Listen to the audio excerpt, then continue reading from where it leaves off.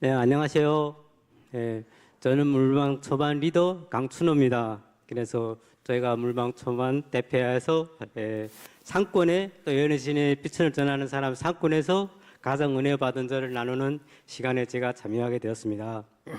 제가 가장 은혜 받았던 그 장은요, 19장 가나안으로 돌아오는 이런 제목을 가지고 여기서 또 은혜 받았던 걸 함께 또 다시 되새기면서리 말씀을 준비하게 되었습니다. 여기서 보면은 여호와께서 그에게 남쪽으로 향하여 베들로 가라고 지시하셨다. 그곳에 대한 생각은 야곱으로 하여금 천사들과 자비로운 하나님의 약속에 관한 계시뿐 아니라 그곳에서 한 그의 맹세 곧 여호와께서 자기 하나님이 되실 것이라는 맹세도 기억나게 해주셨다. 하나님이 야곱에게 이르시되 일어나 베델로 올라가서 거기 거하여 내가 내 형 에서의 낯을 피하여 도망하던 때 내게 나타났던 하나님께 거기서 단을 쌓으라 하신지라. 이 과정을 보면서 제가 깨달은 점은 야곱이 하나님을 몰래 했을 때 일어나는 사건에서 하나님께서 그 야곱이 형편을 보고 다시 하나님 가까이에 인도하시는 모습을 보았습니다. 그래서 이때 보면 야곱의 딸이가 이방인 이 여인들 보러 나갔다가 또 간음하고 이런 또 환난이 일었고 또 이 아들들이 우상 숭배에 빠져가지고 우상적인 이런 금품과 이런 걸 모으는 장면들을 볼 때 하나님께서는 이것이 하나님이 멀어졌을 때 하나님께 범죄한다는 것을 말해주고 그 범죄에서 벗어나기 위해서 하나님께서 다시 하나님 가까이 인도하시는 것을 깨닫게 되었습니다. 그래서 저도 이와 같은 사실들이 생각나더라고요. 제가 직장에서 일할 때 보면은 제가 하나님 멀어졌을 때는 그 직장에서 한 일이 제가 별로 죄된 일이라고 생각나지 않았습니다. 그런데 제가 한 일이 육가공에서 일하다 보니까 맨날 돼지고기 이걸 계속 만지고 이걸 작업하는 일을 하고 있더라고요. 그래서 성경 보니까 하나님께서 부정한 걸 먹지도 말고 만지지도 말라고 이렇게 말씀하신 것이 계속 마음에 거슬리더라고요. 그래서 그 만질 때마다 그 말씀이 계속 생각나서 내가 이 회사를 그만둬야 되겠나 이런 생각이 들더라고요. 그리고 그 후에 말씀이 계속 이어지는 그 얘기 보면서 깨달은 게 알게 되었는데 부정한 걸 만졌을 때는 몸도 씻고 옷도 빨고 저녁부터 아침까지 부정하다. 그렇게 부정한 사람은 성전에도 들어가지 말라 이런 또 말씀이 있더라고요. 그래서 화요일, 금요일 예배 볼 때 그게 또 엄청 마음에 거슬리더라고요. 내가 이 부정한 걸 만지고 씻지도 못하고 옷을 빠지 못하고 교회 오는 것이 내가 부적절하다는 걸 이렇게 깨닫게 되었습니다. 그래서 내가 이 회사를 옮겨야 되겠나 이런 생각할 때 하나님께서 또 저의 형편을 아시고 그 회사를 옮기라는 또 이런 마음을 주시더라고요. 그래서 그렇게 마음 가졌을 때 또 우리 지금 함께 신앙하는 우리 이낙영 성도님 지금 우리 회사 대표이사님께서 저희 회사를 오라고 권유하더라고요. 그래서 제가 그때 망설임 없었던 것은 그 회사를 옮기겠다는 마음설이 없었던 것은 이와 같은 내가 하나님께 하나님 하지 말라는 일을 하고 있고 내가 이 성령이 어긋나는 일을 하고 있구나 하는 걸 깨닫게 되었습니다. 그래서 제가 회사를 5월달에 옮기게 되었습니다. 이걸 공부할 때도 보니까 그때쯤 되더라고요. 그래서 하나님께서는 야곱을 의로운 길로 인도하시는 것처럼 저도 하나님께서 의로운 길로 인도해 주시는 걸 깨닫게 되었습니다.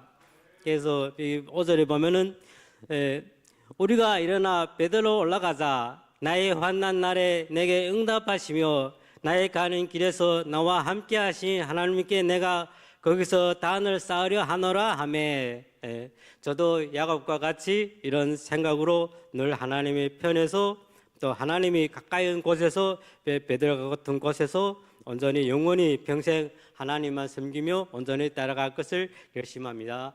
감사합니다.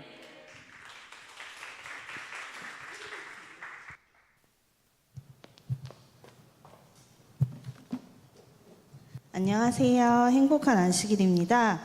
저는 장미반에 출석하고 있는 정다희라고 합니다. 제가 올해 인천 세천사의 교회에 와서 소그룹 시간에 부조화 선지자를 읽고 소그룹을 한다고 했을 때, 아, 그래, 다시 열심히 예언의 신을 읽고, 읽어봐야지 이렇게 다짐을 했는데, 시간이 지나다 보니까, 어머, 오늘 벌써 금요일이네. 숙제해야지. 이런 마음이 조금 강했었던 것 같아요. 하지만 그래도 끝까지 이 부조화 선지자 상권을 읽을 수 있도록 도와주신 하나님께 감사드립니다. 저는 25장 출애굽에 나오는 여호와께서 홀로 그들을 구원하셨다라는 구절이 가장 인상 깊었는데요.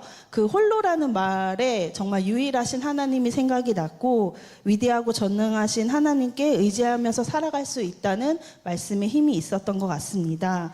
그리고 제가 그 부조화 선지자를 읽을 때 모세로부터 이제 읽기 시작했는데요.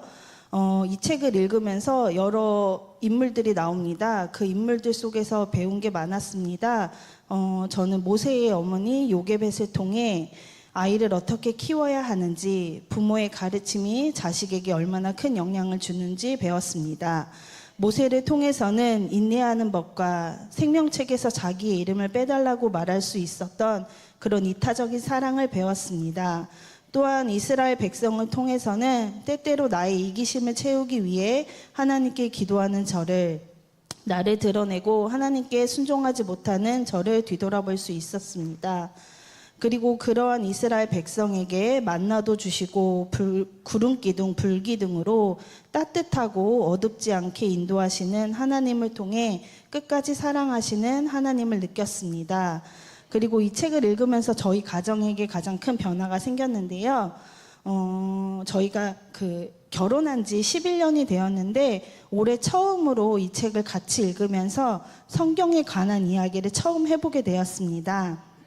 그리고 제가 그래서 이 집에 제사장으로 교회 가는 일, 아침에 가정 예배를 드리는 일을 제가 다 도맡아 했었는데요. 아침에 식탁에 교회 지남이 있으면 저희 신랑이 가끔은 먼저 어린이 기도력을 하류한테 읽어줍니다. 그리고 신랑이 저에게 말하기를 처음으로 성경에 대해 궁금해지기 시작했다고 말했습니다. 정말 말씀이 살아있어서 삶을 변화시킨다는 것이 느껴졌습니다. 앞으로도 말씀을 읽으면서 하나님 안에서 살아가는 가정이 되겠습니다. 감사합니다.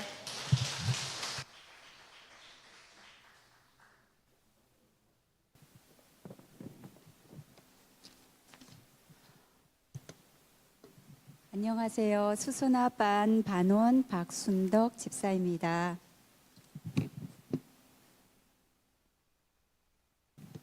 저는 21챕터에 요셉과 그의 형제들에 관한 그런 내용에서 감명을 많이 받아서 말씀을 함께 나누고자 합니다. 은혜 받은 구절은 요셉의 생애는 그리스도의 생애를 예시한다입니다. 17살에 노예로 팔려가서 13년 만에 노예의 신분에서 벗어나서 30세에 애굽의 총리가 된 요셉은 꿈을 꾸었지만 그 꿈을 이룬 것은 하나님이셨습니다. 흠이 없었던 요셉은 상황에 휘둘리지 않았고 마음의 중심에 하나님에 계셨습니다. 화평을 이루시는 하나님께서 요셉의 형제들에게 참 회개의 열매를 보게 하시고 또 화평을 찾게 하시어 결국에는 평안을 허락하신 것을 발견하게 되었습니다. 야곱의 최후의 행위는 하나님의 약속에 대한 그의 신앙을 나타내는 일을 했고 또한 요셉도 하나님의 언약에 대한 자기의 신앙을 나타냈습니다. 깨달은 점은 나를 의지하는 정신과 인간의 능력이나 교활한 꾀를 의지하는 마음, 또 과거의 불행한 세월에 대한 불평, 그리고 시련과 슬픔이 이제 더 이상 나를 해하는 것들로 간주하지 않고 하나님의 사건으로 받아들이고 나의 태어남으로부터 지금까지 나를 인도하신 하나님을 기억하면서 앞으로 나를 한 땀 한 땀 수놓으시는 하나님을 전적으로 믿으며 찬양합니다. 저의 결심입니다. 하나님의 언약에 대한 자기의 신앙을 나타낸 요셉처럼 살고 싶고, 선물로 주신 우리 아이들도 하나님과 연결된 그리스도인으로 세워주시기까지 기도하겠습니다. 요셉이 형들에게서 참 회개의 열매를 보았던 것처럼 저에게는 형제 자매들이, 저에게는 8남매가 있어요. 그래서 우리 형제 자매들이 주님을 개인의 구주로 영접하게 되기를 간절히 기도하겠습니다. 이 세상에서 비록 나그네로 살아가지만 또 힘들고 어려운 일, 또 사람 관계에 대한 모든 것을 하나님의 사건으로 전환한 요셉처럼 저에게 일어난 모든 일을 하나님께서 하신 일로 받아들이고, 또 이 사건들을 통해서 또 하나님께서 또 하시고자 하는 말씀이 무엇인지 귀를 기울이는 그런 연습을, 그런 훈련을 하도록 하겠습니다. 하나님은 우리의 생각만으로도 기도에 응답을 해주신다고 하셨습니다. 여전히 반복되는 의심과 불평으로 진리를 깨닫지 못할 때도 많이 있지만, 평생의 모든 사건 속에서 구한 것은 다 받은 줄로 믿으라고 하셨던 것처럼 열매 맺는 삶을 살 수 있도록 성령 하나님의 인도하심을 구하겠습니다. 어떤 자리에 가든 또 저의 모습이 드러나지 않고 거기서 하나님이 보내셨나이다, 하나님이 그렇게 하셨습니다 라고 고백하는 삶의 태도와 또 하나님의 질서에 순응할 수 있도록 노력하겠습니다. 우리 모두 하늘까지 함께 갑시다. 감사합니다.